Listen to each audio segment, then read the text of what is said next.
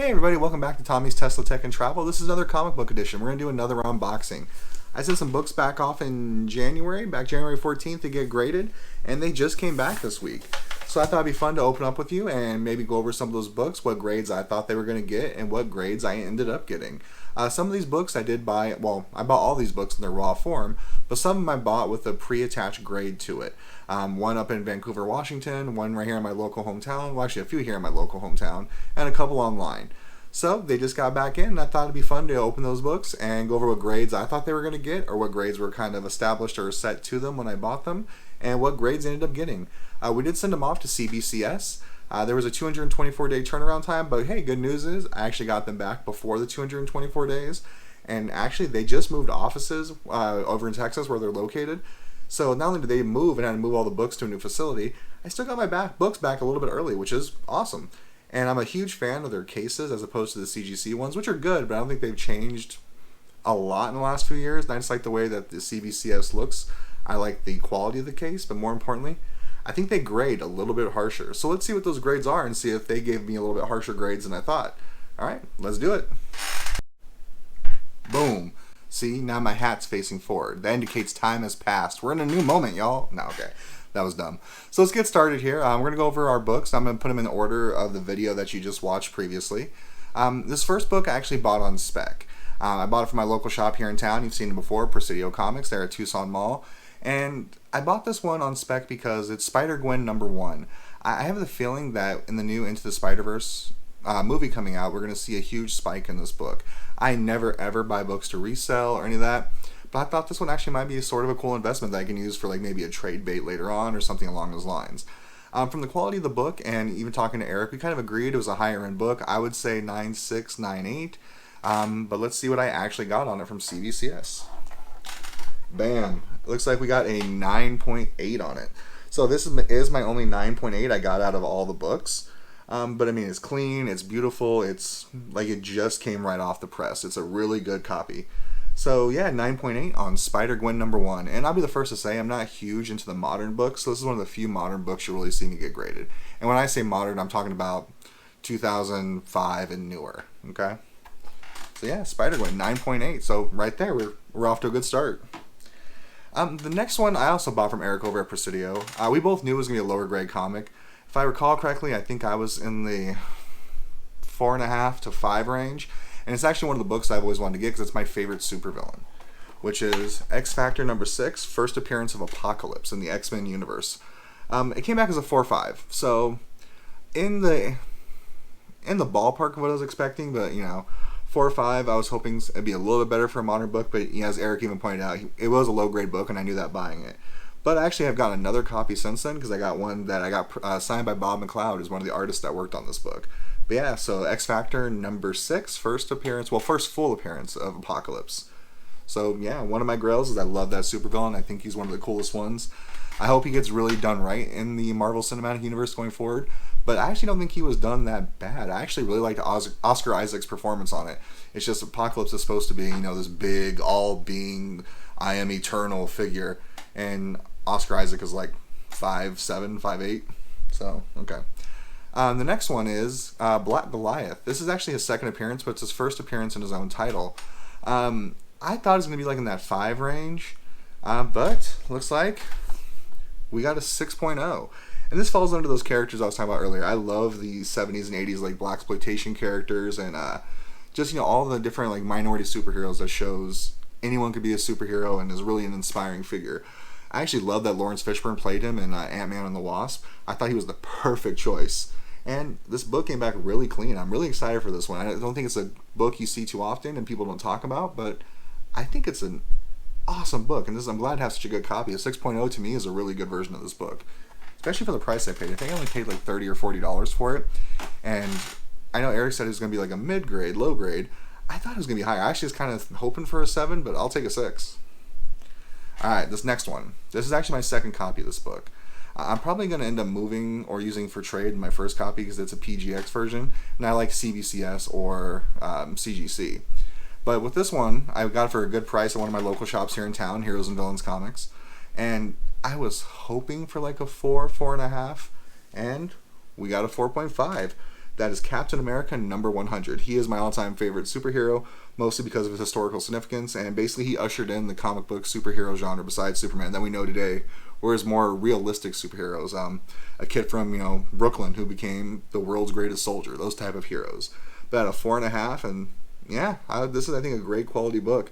I'm sure it could have benefited from a cleaning and pressing, but I don't really do a lot of cleaning and pressing, so I like to preserve them as they are. But 4.5, I'll take that all day long with this book, especially with the price I paid for this one. Alright, so the next one is the first one that represents one of those books that I bought that had someone assigned a grade to it, and I was kind of assured. They said, oh, I was trained by the guy who actually founded CBCS and worked for CGC. We grade according to them. So I bought this one from I Like Comics up in Vancouver, Washington. And it sounds like I'm complaining. I'm not, because I knew what the book was when I was buying it, and it was a book that was on my list.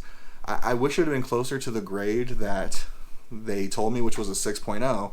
And looking at it at the time in the shop, I felt it was definitely a 6.0 and possibly even a 6.5. So I sent it in to get graded, and that is Luke Cage number 1. And it actually came back as a 4.5. They were pretty harsh on the grading, talking about like a lot of the break on the collar, some of the bends, which, with most of that black ink there on the cover, these are really hard to keep in high grade. 4.5 I still think is a solid grade on this book, but in my heart of hearts, I was really hoping for a 6 to 6.5. So it's a little disappointing, but hey, I own the book, I'll take it. And actually, even looking at it again, this staining I think really hurt it on the back, some of that ink runoff. But that front, I think it presents very, very well. But Luke Cage number 1, Hero for Hire. So the next book falls under those Captain America books I really like. And if you recall back to one of my previous videos I did on comics, I'm a huge Submariner fan. So I'm totally stoked for Wakanda Forever right now.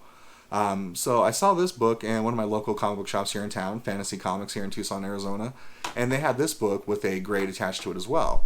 When I talked to the gentleman, we kind of agreed it was probably in that 9 to 9.2 range. I got home and looked at it more. I thought it would be anywhere from an 8.5 to a 9.2. Well, they had it as 9.2, but hey, it came back as a 9.0, and that's Giant Size Invaders number 1. I love collecting the old Giant Size books and mostly the Giant Size books. I mean, I would love to get a Giant Size XMen number 1. I ain't got that kind of money lying around.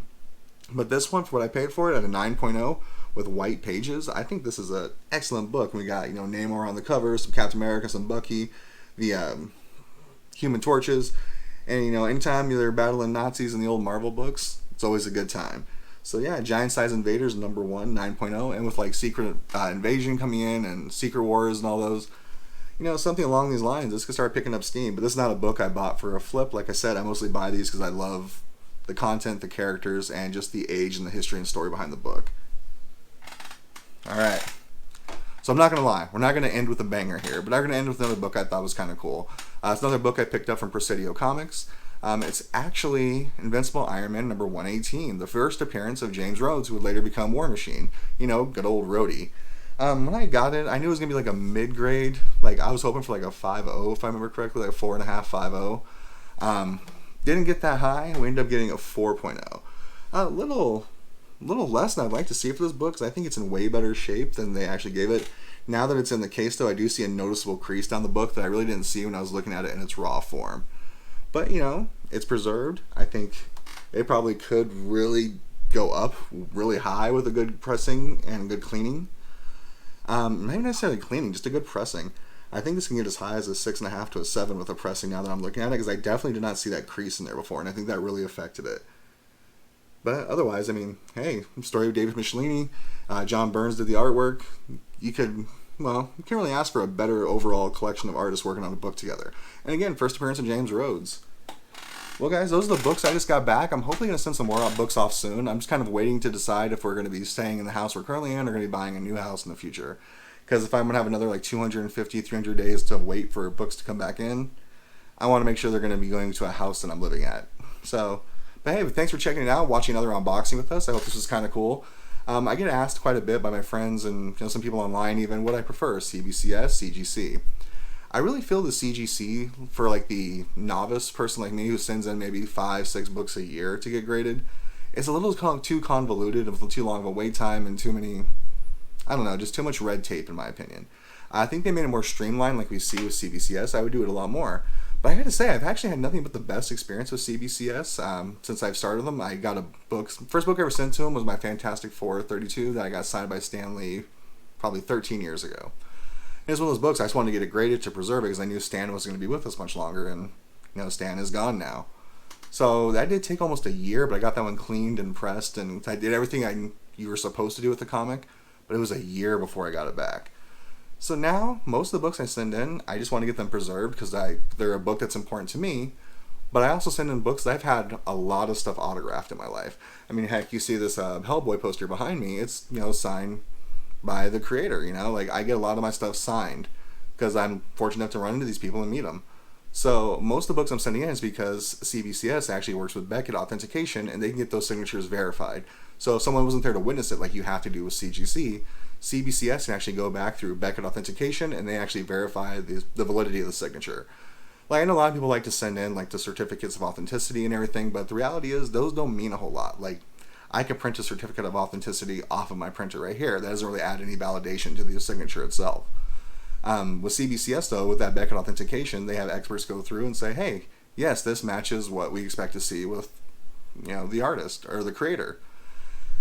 I have never had a book come back and say no, they couldn't authenticate it because, well, everything I send in I've got signed myself with the creator, so I know they're legit. But it would be interesting to see because I've seen some videos online where people purposely sent in fake autographs and they came back and said, nope, they're real.